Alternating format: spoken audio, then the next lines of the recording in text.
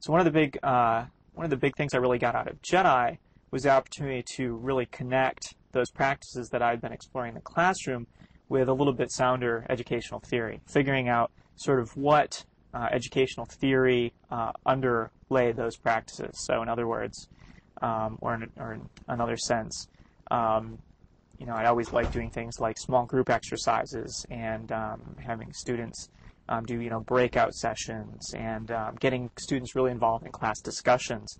And so when we started talking about student-centered learning and critical pedagogy, suddenly I found a link there with some of the things that I had already been doing in the classroom. So, and then looking forward, having that introduction to the theory sort of gave me a springboard to think about what I would do in future classes and how I could even better apply some of the things that I had been doing and supplement those things, given that I had a sounder sort of theoretical background. I had a better grounding in educational theory.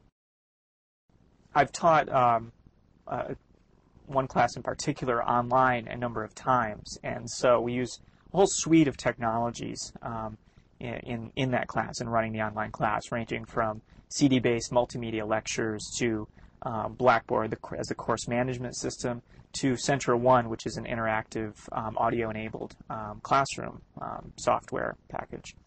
And I had started before Jedi really started to think about some of the sort of advantages and disadvantages of those different technologies. And some of that's just sort of a natural, I think, reflexive exercise. As you're teaching an online class, you sort of find out what's working with a certain group of students, what's not. And of course, that varies from semester to semester. So I think I'd already started to develop a sense for, some of the things that were working and not working in that online class. And Jedi really gave me another opportunity to sort of revisit those issues and also to put some new twists on it. I had never, thought, for instance, too closely about issues of gender and race in those online environments and how those online teaching tools and those technologies really change questions about identity, especially with relation to gender and race and class and all those identity issues. So for me, Jedi was really an opportunity to ask some of those questions again about the technologies and to think critically